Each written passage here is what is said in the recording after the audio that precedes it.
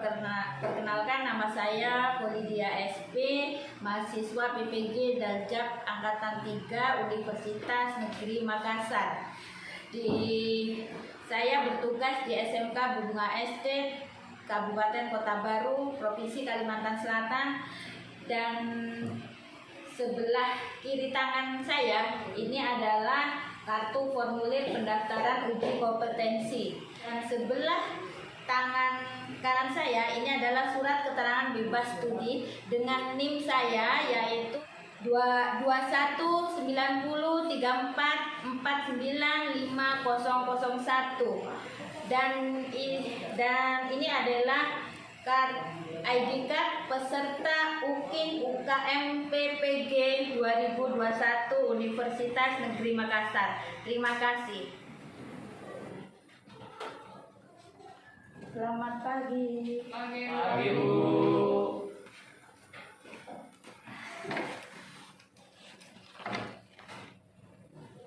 Assalamualaikum warahmatullahi wabarakatuh. Waalaikumsalam warahmatullahi wabarakatuh. Apa kabar semuanya? Alhamdulillah baik. Sebelumnya marilah kegiatan pada pagi hari ini awali dengan doa. Untuk doa silakan ketua kelas Rudi untuk memimpin doa. Silakan maju untuk pimpin doanya. Kita sama-sama berdoa ya. Ya, Bu. Ya, semua kawan-kawan, sebelum kita belajar, mari kita berdoa menurut agama dan kepercayaan masing-masing. Berdoa dimulai.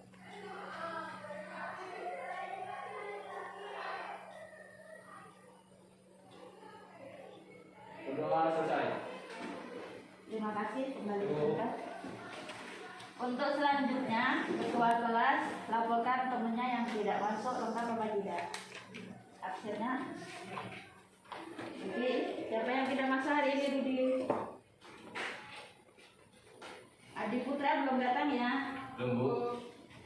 Ada info, ada surat atau WA? Untuk ke ibu nggak ada info ya, untuk Adi Putra nggak ada info dia sakit atau izinnya. Berarti cuma Adi yang nggak masuk hari ini ya. Ya, Bu. Untuk selanjutnya, untuk mengawali kegiatan pembelajaran hari ini, kita selama pandemi belum pernah mengadakan upacara bendera pada pagi hari. Jadi ibu ingin tahu selama ini kalian masih ingat nggak? Ini apa namanya? Sila-sila dalam Pancasila. Mungkin yang bisa sila pertama siapa yang bisa? Ya, Bu. Ya, silakan. Sila pertama ditandu. Bunyinya apa? Ketuhanan yang Maha Esa. Benar. Sila kedua, siapa yang bisa? Sila kedua. Sila kedua. Rudi. Ya, Bu, saya, Bu. Ya. Rantai, Bu. Rantai emas, bunyinya apa? Pengandaian yang adil dan beradab. Nah, bagus. Untuk yang sila ketiga, Bu. Aja, apa bunyinya? Bunyinya Persatuan Indonesia melambangkan kemandirian. Bagus. Sila keempat, Ya, Bu. Hendy, Kepala Banteng. Kepala Banteng. Rakyatan yang dipimpin oleh Mbak bijaksanaan dalam permusyawaratan perwakilan. Bagus. Sila yang kelima, yang terakhir siapa yang bisa? Bu, padi dan kapas, Bu. Bunyinya? Keadilan sosial bagi seluruh rakyat Indonesia. Bagus. Jadi selama ini kalian masih ingatlah nilai-nilai yang ada pada Pancasila. Dan untuk selanjutnya materi hari ini Ibu akan menyampaikan tentang pengelolaan dan perawatan tanaman perkebunan. Di sini materinya nanti tentang UPT. Jadi yang kita pelajari adalah sekarang mengidentifikasi tanaman, mengidentifikasi gulma tanaman perkebunan. Sekarang siapa yang tahu apa itu gulma sebelumnya? Saya, Bu. Iya, Hamid apa nih? Gulma adalah tumbuhan yang tumbuh di sekitar tanaman budidaya yang kehadirannya tidak diinginkan di lahan pertanian karena dapat mengurangi hasil produksi. Ya, bagus. Ada yang bisa menambahkan gulma gulma itu apa? Kalau tidak ada, apa sekarang bedanya tumbuhan dan tanaman? Ya, pamit apa pamit? Tumbuhan dan tanaman. Perbedaan tumbuhan dan tanaman adalah tumbuhan itu flora yang tumbuh secara alami, sedangkan tanaman itu flora yang dibudidayakan seperti ditanam. Sengaja dibudidayakan Ya, yang mempunyai nilai ekonomi. Jadi kalian tahu lah, untuk gulma itu adalah tanaman, bukan tanaman, tapi tumbuhan yang tidak dikehendaki oleh petani dalam sebuah budidaya tanaman tertentu. Oke, baiklah. Untuk selanjutnya Ibu akan tayangkan PowerPoint ya, apa itu tentang materi gulma. Nah, ini. Baiklah, inilah pemeliharaan dan pengelolaan tanaman perkebunan. Kompetensi dasar pengetahuan yaitu menganalisis gulma tanaman perkebunan. Jadi diharapkan kalian nanti untuk pengetahuan kalian tahu ini menganalisis gulma tanaman perkebunan. Yang kedua yaitu keterampilannya mengidentifikasi gulma tanaman perkebunan. Sekarang pertanyaannya, apa manfaat mempelajari KD dalam kehidupan sehari-hari? Ya, dikaitkan dengan kehidupan sehari-hari ya, kalau bisa dikaitkan dengan budidaya tanaman, dikaitkan dengan kegiatan kita bercocok tanam. Jadi di sini nanti ada kaitannya mempelajari gulma tanaman perkebunan. Tujuan pembelajaran yang pertama, menguraikan klasifikasi gulma dengan tepat. Di sini ada klasifikasi gulma. Jadi gulma itu dibagi-bagi, ada gulma berdaun sempit, berdaun lebar, berkayu dan pakis. Kalau yang terkenal yang ada di budidaya kelapa sawit. Maaf ya Ibu buka masker Ibu karena biar lebih jelas suaranya. Yang kedua, menganalisis kerugian akibat adanya gulma dengan tepat. Jadi adanya gulma itu mengakibatkan adanya kerugian. Jadi ini kerugian di garis bawah ya, kerugian. Jadi kalau gulma itu berkompetisi, kalau di bawah akar dia berkompetisi di unsur karat. Tapi kalau di atas dia bisa berkompetisi sinar matahari, betul. Jadi kalau gulmanya tidak dikendalikan, tanamannya tertutupi oleh gulma, otomatis dia nanti tidak dapat sinar matahari. Terus kalau mau mengadakan pemupukan, kalau belum dikendalikan gulmanya sia-sia, jadi yang makan nanti gulma unsur haranya. Yang ketiga, menganalisis penanganan gulma sesuai dengan kondisi dan karakteristik gulma dengan tepat. Yang keempat, menganalisis metode pengendalian gulma dengan tepat.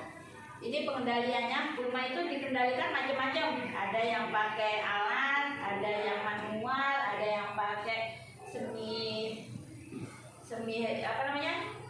pakai alat atau pakai bahan kimia. Jadi kita nanti yang bisa tentukan, cocoknya ini pakai karena pertumbuhannya agak banyak, pakai manual aja. Ini udah agak terlambat, tidak keburu dengan waktu dikejar dengan adanya jadwal untuk pemupukan. Jadi ini udah mulai masuk pemupukan, harus cepat dikendalikan gulmanya. Pengendalian gulma diusahakan pada fase sebelum gulma itu berbunga, diusahakan. Jadi kalau udah berbunga, jadi nanti kalau bunganya itu kan sifat bunga dari gulma itu satu ringan. Contoh kayak bunga alang-alang, siapa yang pernah lihat alang-alang? Bunganya putih, dia kena angin aja terbang. Jadi dia bisa tumbuh di mana aja. Sifatnya gulma itu dia tahan terhadap hama, penyakit gulma itu. Jadi yang selanjutnya yang yang kelima, menganalisis pemilihan metode pengendalian gulma dengan tepat. Nah, apa itu gulma? Dapat dipahami ya, apa itu gulma? Tadi di awal udah Ibu tanyakan, gulma adalah semua tumbuhan yang tumbuhnya tidak dikehendaki dalam budidaya tanaman tertentu. Jadi kalau kita tanam sawit, di situ ada pohon pisang, apakah termasuk gulma? Pertanyaannya. Siapa yang bisa jawab? Itu ada hubungan. Kalau kita lihat samping kelas kita ada perkebunan kelapa sawit. Jadi kalau di situ ada tumbuh nih, entah sengaja atau tidak, ada pisang atau pohon yang lain, itu termasuk gulma apa tidak? Padahal pisang juga mempunyai nilai ekonomis.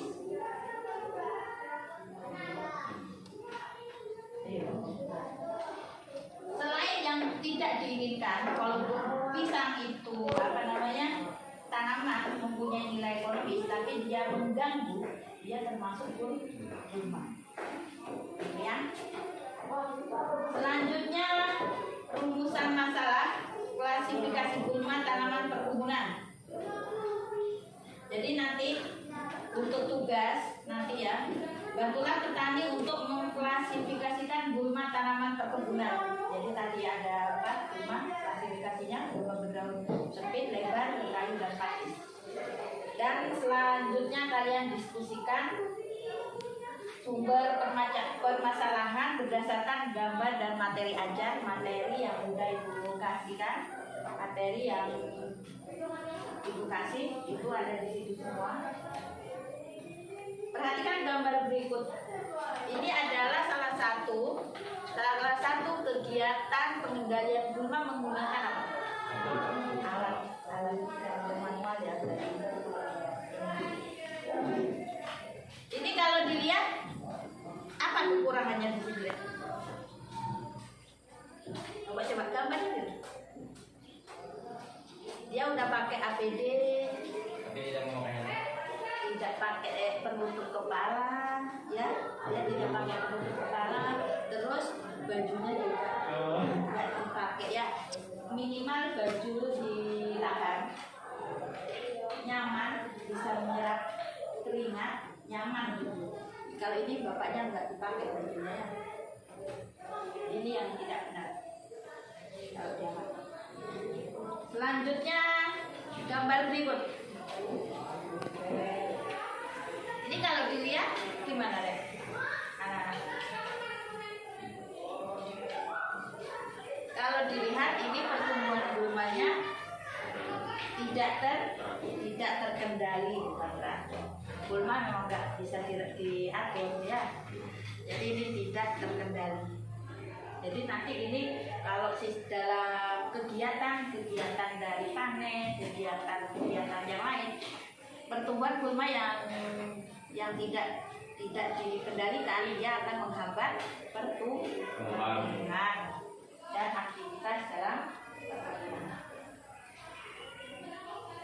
Selanjutnya, terima kasih. Ingat pesan Ibu, kalian harus tanamkan ini, jujur dan disiplin adalah nafasku. Ini moto Ibu, dimanapun insya Allah Ibu terapkan yang ini. Jujur dan disiplin adalah nafasku. Insya Allah kalian nanti jadi orang sukses semua. Amin. Selanjutnya untuk kegiatan selanjutnya kalian ganti baju, pakai APD, helm sudah ada di belakang, silakan pakai. Kalian identifikasi gulma, tidak jauh dari sini, samping kelas kita ada perkebunan kelapa sawit. Jadi kita emang lokasinya di lokasi perkebunan kelapa sawit, jadi kita identifikasinya gulma tanaman perkebunan, komoditasnya adalah kelapa sawit. Jadi Ibu kasih waktu 20 menit ganti baju dan nanti kumpul di sini, kalian buat laporan terus dipresentasikan. Mungkin dari sebelumnya ada pertanyaan mengenai gulma? Ya udah jelas? Kalau udah jelas silakan ganti baju karena nanti jam selanjutnya ada jam olahraga. kalian pakai baju olahraga saja. Habis itu tapi tetap pakai APD, jalannya dipakai, tetap jaga protokol kesehatan. Seperti itu ya. Silakan untuk selanjutnya kalian ganti baju dan nanti 20 menit kita kumpul lagi di sini. Ya. Ya, untuk biar lebih semangat yuk kita tepuk semangat dulu. Ada yang masih ingat tepuk semangat? Tepuk semangat.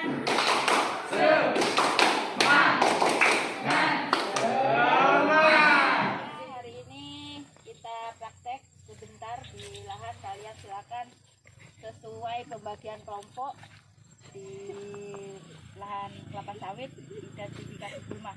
Jadi sebelum kita lakukan kegiatan identifikasi, mari kita berdoa sesuai agama dan percayalah. Berdoa mulai. Berdoa selesai. Terima kasih. Ingat jaga jangan terlalu banyak bergurau ya di lahan. Silakan.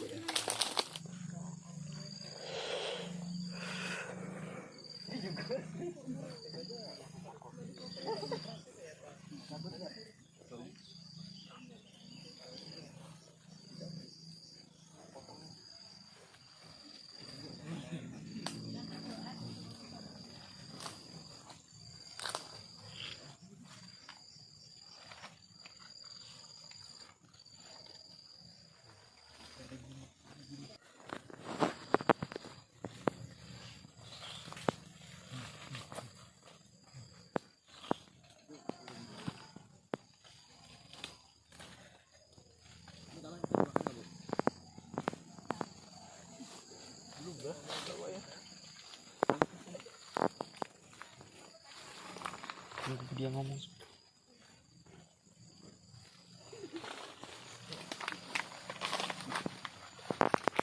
Baiklah, kalian sudah selesai identifikasi rumah di lahan kelapa sawit. Selanjutnya kalian buat kelompok dan buat laporan.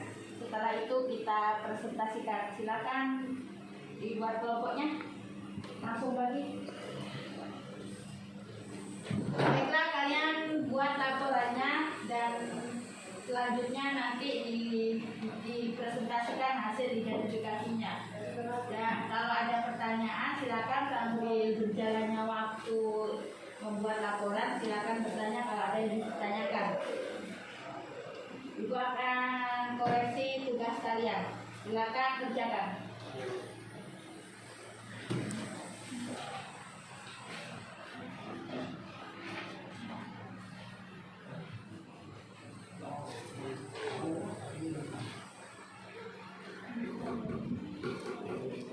Ada kendala dalam penyusunan laporan?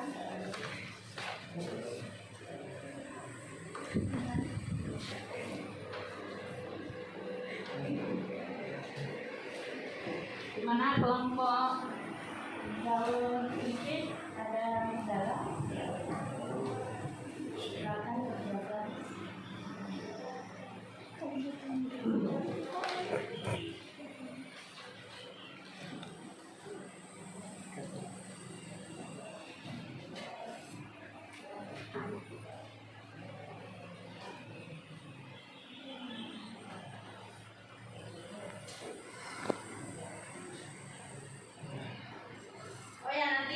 Untuk LKPD yang Ibu koreksi, kalau masih ada yang salah dibenarkan lagi ya dari hasil diskusi kalian. Nanti kalau ada yang kurang-kurang tambahkan. Ya Bu.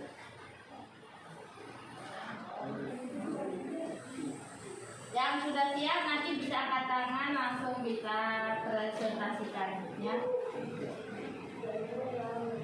3. Mas kamu. Ayo.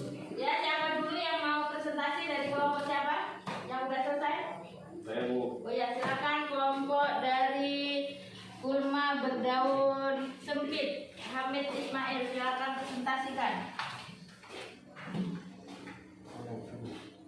Sini.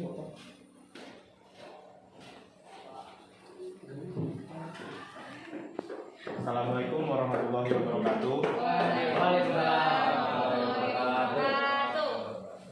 Saya di sini ingin mempresentasikan hasil identifikasi gulma berdaun sempit. Seperti teman-teman bisa lihat, di sini ada salah satu gulma berdaun sempit yang bernama Cypritus rotundus. Nama latinnya Cypritus rotundus. Nama lokal teki. Cypritus rotundus adalah jenis gulma teki yang tumbuh pada ketinggian sampai 100 mdpl. Tumbuhan ini merupakan gulma tahunan yang cukup berbahaya di perkebunan kelapa sawit. Gulma ini dapat tumbuh pada daerah yang ternaungi dan juga pada tempat yang relatif terkena sinar matahari. Cypritus rotundus dapat hidup di antara gulma lain dan tidak terpaku pada kemiringan lahan. Bagian-bagiannya ada daun. Daunnya berbentuk sempit memanjang dengan ukuran berkisaran 20 sampai 22 cm untuk panjang dan 4 sampai 6 cm untuk lebar. Daun Cypritus rotundus berwarna hijau tua, berbentuk daun membentuk huruf V atau seperti parit pada bagian tengah daun dengan terasa tajam pada pinggir daun. Batang Cypritus rotundus berbentuk segitiga yang menjaring dengan ukuran panjang sisi segitiganya 4 sampai 6 mm. Batang berwarna hijau, batang berwarna hijau mengkilap dan terasa licin jika diraba. Selain itu, batang tidak berbuku.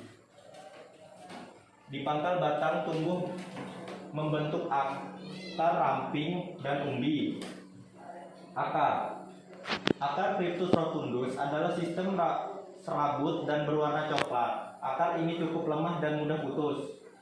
Bunga Cypritus rotundus berwarna hijau, berukuran kecil dan merumpun mengelompok dengan jumlah cukup banyak. Bunga terdapat pada ujung batang 2-4. Yang kedua, volume conjugatum.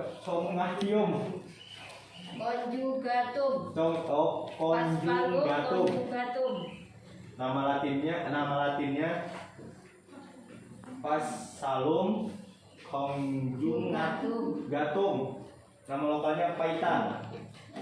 Rumput paitan hidup subur di daerah terbuka dan akar subur di tanah yang berhumus. Tidak mampu hidup di areal gulma berkayu atau ternaungi. Dapat hidup di daerah dataran maupun lereng dan maupun bertahan di kondisi musim kering yang panjang. Penyebarannya yang cepat mengakibatkan tanah kacangan penutup tanah terganggu dan persaingan dalam pemanfaatan unsur hara, air, dan ruang yang cukup kuat. Seperti ini gambarnya untuk gulmanya. Morfologi perkembangbiakan dan pengendalian. Daun. Warna helai daun hijau, memanjang dan lancip. Panjang daun 10 sampai 20 cm. Lebar helai 5 sampai 10 cm. Memiliki tulang daun dan tangkai yang lebar menutupi pangkal ruas batang. Daun tumbuh dari ruas-ruas batang membentuk susunan 1/2 spiral. Daun memiliki bulu-bulu halus berwarna putih kecoklatan. Batang. Batang merupakan batang rumput paitan berwarna hijau kecoklatan, memiliki ruas-ruas yang panjangnya 5 sampai 10 cm dengan diameter batang 2 mm. Tiap-tiap ruas berpotensi bertunas dan berakar, merambat di permukaan tanah sekitar tumbuhan utama. Baik, ini presentasi ini hasil kerja kelompok saya. Sekian dan terima kasih. Wassalamualaikum warahmatullahi wabarakatuh. Waalaikumsalam warahmatullahi wabarakatuh. Kasih dulu. Selanjutnya yang akan tampil kelompok siapa? Kelompok bergaul lebar. Silakan aja. Inilah presentasi dari kelompok yang selanjutnya, yaitu gulma tanaman perkebunan, yaitu jenis pakis atau paku. Silakan untuk kelompok. Assalamualaikum warahmatullahi wabarakatuh. Saya ingin mempresentasikan gulma tanaman berwarna pakis-pakisan. Berikut nama-nama kelompok saya. Saya Arrehan Febrian, saya sendiri Rudianto, Edi Prasetyo, dan Febriansa.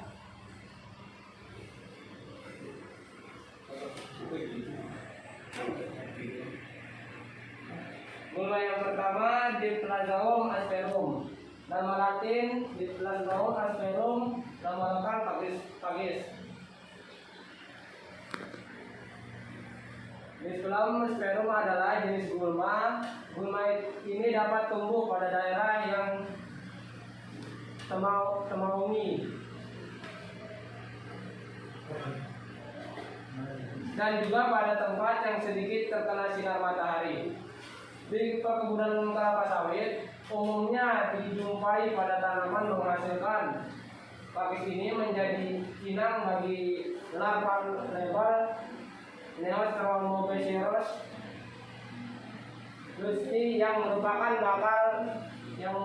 makanan alternatif bagi predator ulat api. Berikut ini gambar gulma pakis. Perkembangbiakan dan pengendalian. Daun berbentuk memanjang dan meruncing di bagian ujung dengan ukuran berkisar 19 sampai 20 cm untuk panjang dan 2 cm untuk lebar. Daun Diplasmaum asperum berwarna hijau tua dan terdapat satu tulang daun. Selain itu pada helai daun terlihat bergaris-garis. Batang Diplasmaum asperum berbentuk silinder bergerigi dengan diameter batang 5 sampai 7 mm. Batang berwarna hijau tua dan berbulu pada bagian bawahnya. Kulit batang tidak mudah putus dan mengeluarkan lendir saat dilukai. Akar. Nephrolepis diserta merupakan salah satu jenis gulma pakis paku-pakuan. Gulma ini dapat dijumpai sampai ketinggian 1000 mdpl dan umumnya hidup di areal perkebunan kelapa sawit. Nephrolepis tumbuh subur di tempat yang lembab dan ternaungi. Nephrolepis dapat berasosiasi dengan tanaman kelapa sawit, gulma berkayu dan pakis-pakisan yang lainnya. Seiring telah ditemukan manfaat Nephrolepis khususnya pada tanaman kelapa sawit, maka Nephrolepis bukan lagi gulma yang merugikan, tetapi berubah menjadi tumbuhan yang menguntungkan bagi pertumbuhan dan perkembangan kelapa sawit karena membantu menjaga kelembapan, menyuburkan tanah dan mencegah erosi. Berikut ini foto gulma pakis-pakisan.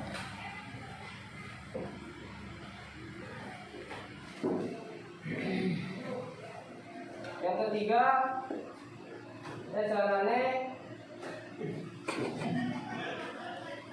Vedat alane palaturis, nama Latin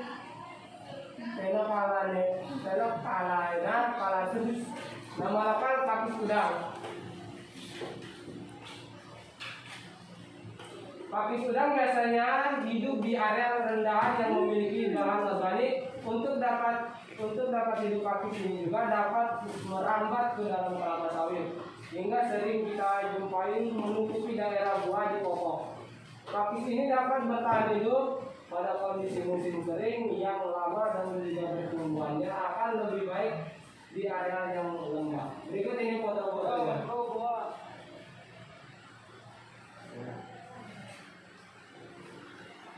Morfologi perkembangbiakan dan pengendalian daun. Daun kapis udang berwarna hijau, berkilau dan kasar. Daun majemuk memiliki anak daun yang terbentuk di tangkai daun yang lembabnya 5 cm. Tangkai daun berwarna hitam, kehijauan yang panjang tangkai mencapai 80 cm. Ya, sekian dari saya presentasi saya tentang gulma pakis-pakisan. Ya, begitu saja, tidak banyak panjang lebar lagi saya menjelaskan. Sekian dari saya. Assalamualaikum warahmatullahi wabarakatuh. Waalaikumsalam warahmatullahi wabarakatuh.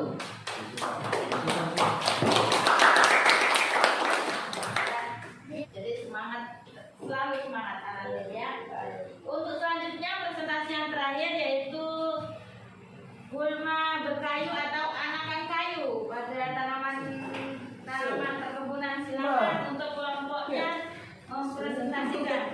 Ya, Assalamualaikum warahmatullahi wabarakatuh. Waalaikumsalam warahmatullahi wabarakatuh. Selamat siang. Ya, Di sini saya menyampaikan laporan identifikasi gulma berkayu. Dalam kelompok saya ada saya sendiri, Ayu Lestari dan Okta Fatimah Hais. Baik.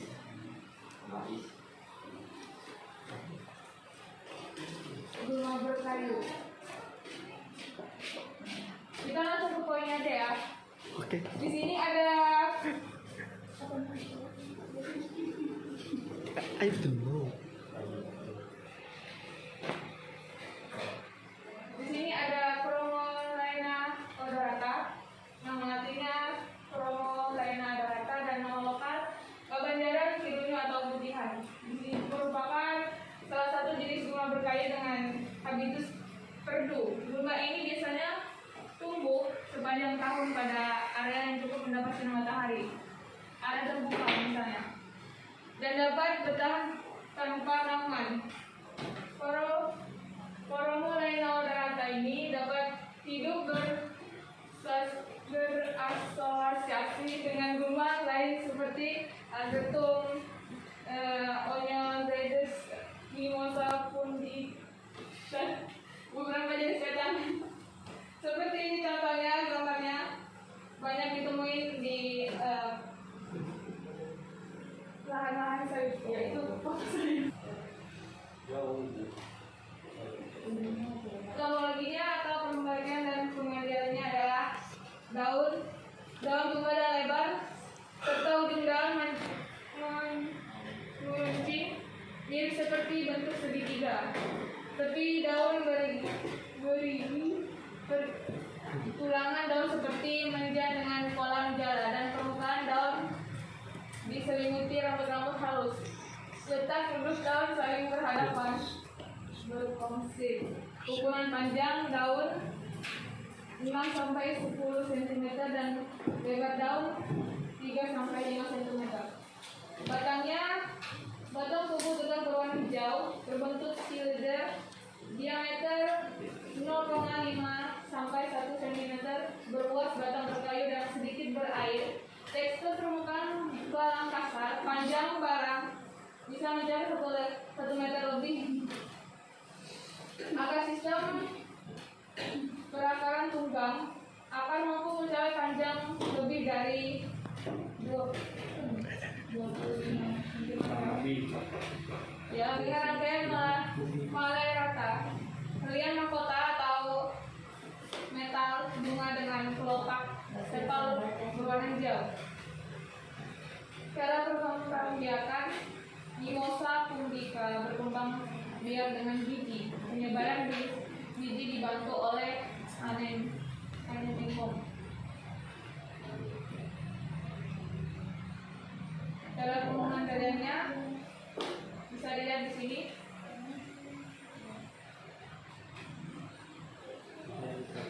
Dan itulah hasil dari presentasi masing-masing kelompok. Kalian sudah mendalami materi, sudah identifikasi dan sudah mempresentasikan. Sekarang Ibu bertanya kepada Akbar, apa jenis-jenis gulma pada tanaman perkebunan?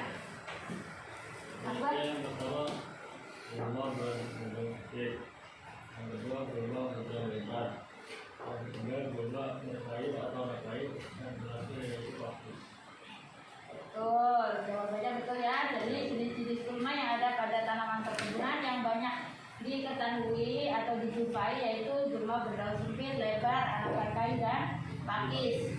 Seperti tadi yang diutarakan kelompok dari kelompoknya Rehan, gulma pakis itu juga ternyata tanaman pakis juga menguntungkan sebagai pendingin tanah atau penutup tanah biar tidak terjadi erosi. Dan selanjutnya mungkin untuk pengendalian, siapa yang bisa menyebutkan? Ya, Yoga silakan. Dua, cara teknis menggunakan alat sonar. Tiga, cara kimia menggunakan intensiksel, intensiksida, dan reaksida. Bagus. Dan untuk hasil pembelajaran hari ini, siapa yang bisa menyimpulkan? Andi Muhammad Hidayat, silakan simpulkan dari hasilnya.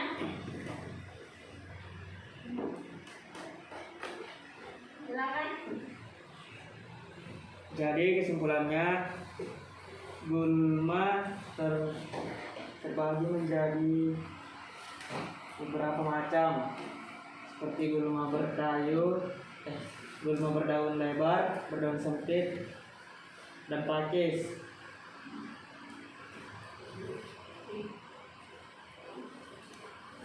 Ada yang bisa menambahkan kesimpulannya bahwasanya gulma itu keberadaannya gimana? Tidak diinginkan dalam kegiatan budidaya tanaman tertentu. Dan untuk pertemuan yang akan datang kita lanjut pada tanaman materi yaitu pengendalian hama tanaman perkebunan. Jadi hari ini kita mempelajari gulma tanaman perkebunan. Minggu depan kita pelajari hama tanaman perkebunan. Dan silakan kalian pelajari lagi untuk LKPD tadi sudah Ibu koreksi. Yang masih kurang bisa ditambahkan dari hasil yang kalian temukan dari identifikasi. Mungkin untuk pertemuan kali ini Ibu cukupkan sekian. Untuk ketua kelas silakan pimpin doa. Topinya dibuka ya, masih di dalam. Assalamualaikum warahmatullahi wabarakatuh. Waalaikumsalam warahmatullahi wabarakatuh.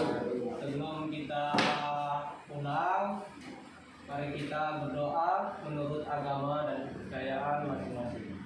Berdoa dimulai.